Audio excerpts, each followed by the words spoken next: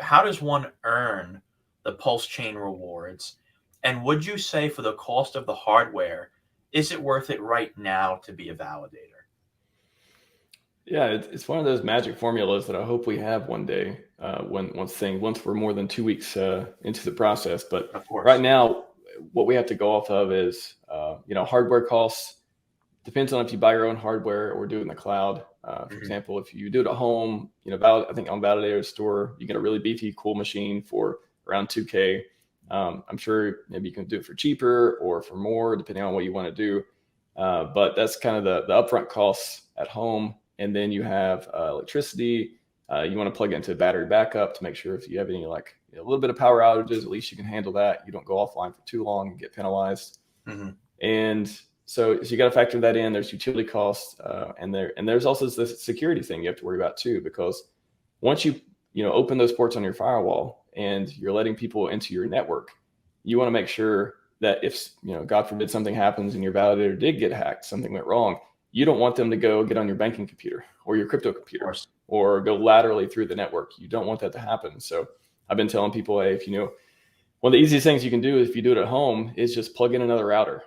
And just like you would do for your IoT devices, which you probably should be doing already, is make sure they connect to the other router that has Wi-Fi that's separate from your other network. Or there's fancy VLAN stuff if you actually know how to do networking, things like that. Or there's guest network stuff you can do on your home Wi-Fi too. But make sure that you don't want them to be able to get on your home network if something happens to your validator. So make sure that's segmented. So that's something you have to worry about too.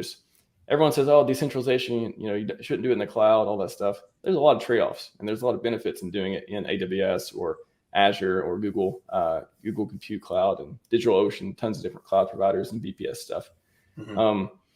But when you do it at home, utility costs, upfront hardware costs, and you got to worry about security because that's part of your network in some way. You want to isolate it.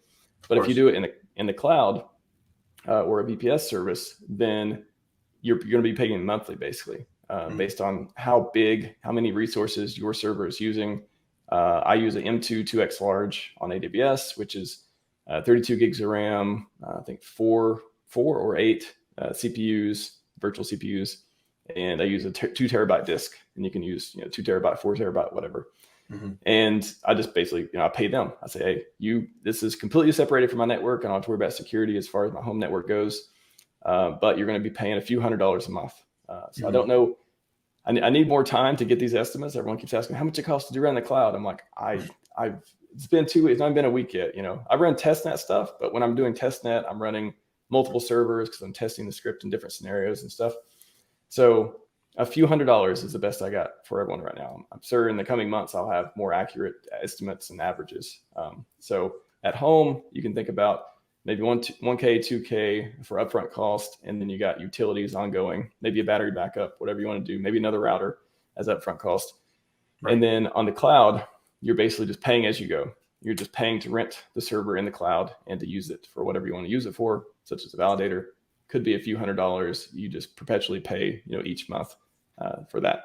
So everyone's like, okay, the next question is, or the next response is, oh, well, that sounds expensive. If you're just paying a few $100s a month, why don't you just run it at home? Well, what if Pulse goes to the moon? All these costs just become relative. They're just like, what? So if PulseChain hits a penny, are you worried about the few $100s a month you're paying? Not at all. If you're locking up 32 million Pulse per validator, and some people are running 5, 10, 100 validators, are you worried about a few $100s a month? I think I hope it'll be more than worth it. So that doesn't cross my mind at all right now. Yeah. And then the other question was how much can you make? And yeah, that's the magic formula. It's like, okay, how much is Pulse going to appreciate at what time horizon? In 6 months, in 1 year, 2 years? How long do you plan on doing it? And so you got to factor those in with your costs, of course, to get the ROI. But the more validators you run, the bigger percentage of the pool you get, more fees, more priority fees, and just regular network fees as well. And I've been pleasantly surprised. I don't have any exact numbers to give, but I've been looking at the balance that has been transferred to the withdrawal address and looking at the priority fees, and it's not been small. It's been like, whoa. I would say after maybe a week or two, if you're running a few validators, you could expect maybe 500K pulse, 1 million pulse, maybe 2 million pulse. That's a lot. Just for a few validators, let alone if you're running like 50, you're running 50 or 100, you could just, those numbers keep going up. So you're getting those fees. And what I love about it is, what I try to do, I had a tweet on this the other day. I like putting my coins in a place so I can keep them somewhere where I'm getting yield and I can wait for appreciation. To me, that's the name of the game. I'm not here to like chase pumps and dumps and all this stuff.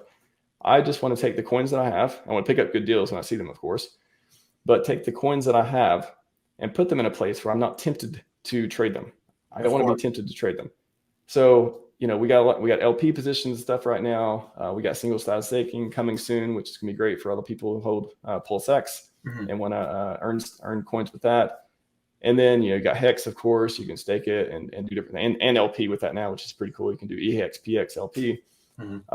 But like that's the name of the game. And the other thing is validating. So you're essentially locking them up. When you become a validator, you're putting down a deposit.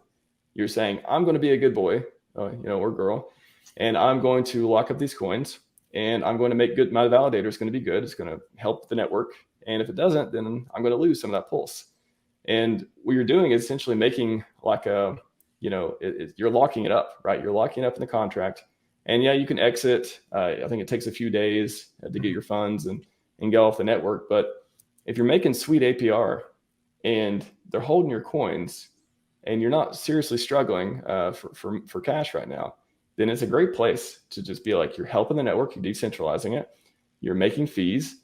If the APR is good and you're okay with coins being locked up, like it's a great deal if you're chasing that kind of yield. So to me, there's so many ways in this ecosystem to make yield, and validators just another way to do it. And you can feel good about helping the community as well. Absolutely. No,